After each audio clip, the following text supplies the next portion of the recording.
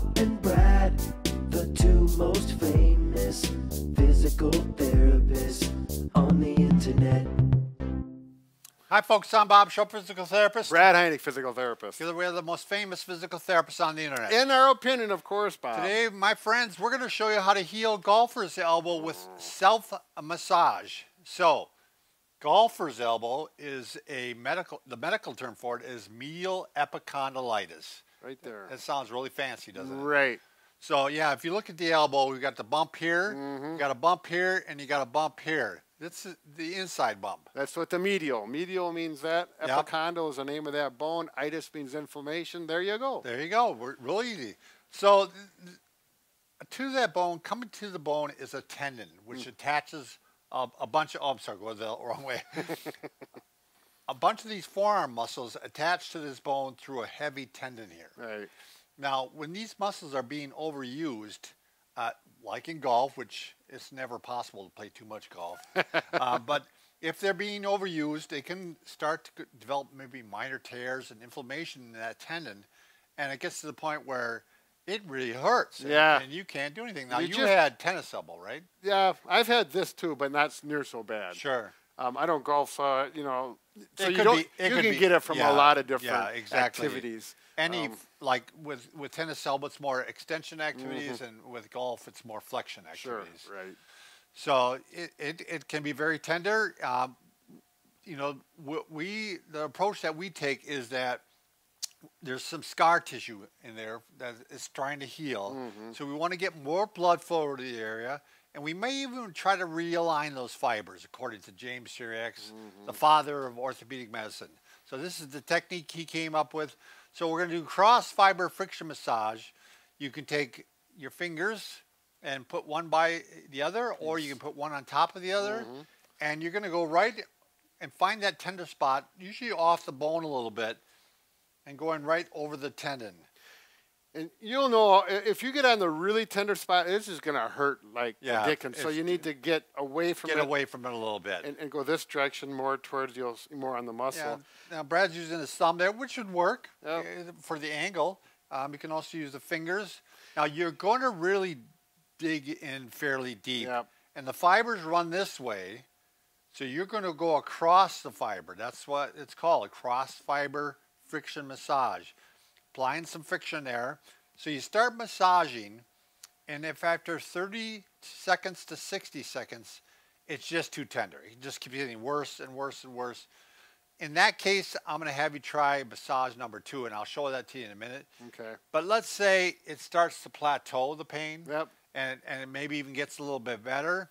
Then you can continue for up to 15 minutes. Now, we recommend, because that's such a long time, that maybe you want to split it up to 3 times a day for 5 minutes. Your fingers or your thumb will wear out. Right. Either that or you're going to get some kind of itis. In the hand. Yeah, you're going to have really sore fingers. And we'll show you an alternative for that. But Brad, why don't you show that right now? Oh, you sure. can use a massage gun. Yep. So let's take, well, this one, because you have a round head, actually works good. You know, there's different types of heads. Yeah, you can. I don't know if you can see those. Yeah, they're Well, that probably was good. Black on black, but Yeah. they come in the kit with the massage gun. So we'll get this moving here. And you need, when you get a gun, they reciprocate, or they percuss in Yeah. one direction. You're not going to go into it this way. That is just going to make it really inflamed and sore and be painful. So you turn the gun sideways, and you may want to start more on the muscle belly, and you work your way closer to the area. And, you know, you can have a little pain with it, but like Bob said, you know, after 30 seconds or a little more, it should plateau or even start to feel better, and then you can move a little closer. So you got to find that happy medium. But if it's just too painful and it hurts and it's getting worse, then you got to back up and get into the muscle belly. Yeah, get into the muscle belly, work the belly, and see if you can loosen up that belly. I'm going to show you one other thing you can do on the tendon too, but that would definitely be something you can do, and that you can go directly into, right, Brad? Then you can work it. And the idea is if you get the tightness out of the muscle belly, it'll take stress off where the injury pull is. as hard on that area. Yep. So the other thing you can try is, if it's just really tender over the tendon yet, you can actually put your thumb right on it. This is a McKenzie technique, Robin McKenzie. Just put your thumb on it, squeeze it a little bit, and then you're going to bend the wrist and do this just 10 times. So with your thumb, you can feel the muscles contract. You can feel the tendon.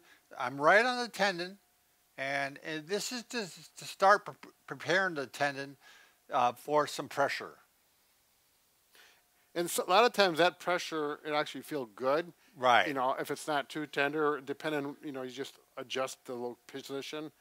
So in essence, you know, the fallback position is you work on the muscle belly. Sure. Yep. And you can almost always do that, and that'll again take more pressure off the tendon itself.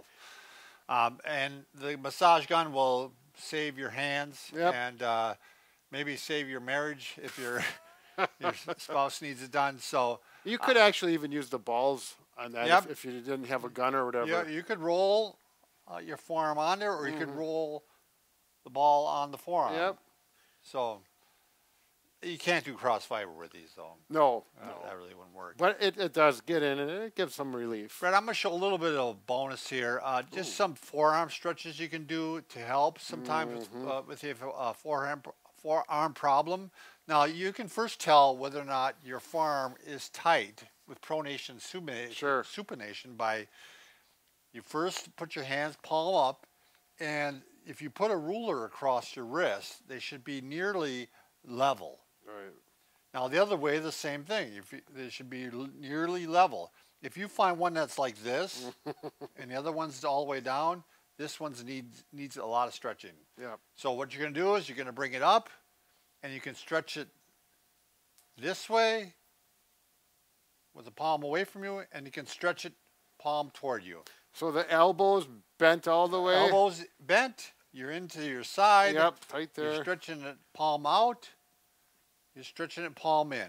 So you're not grabbing the hand, you're grabbing the wrist. wrist and try to get a good hold of that. So I'll show you on the left side now.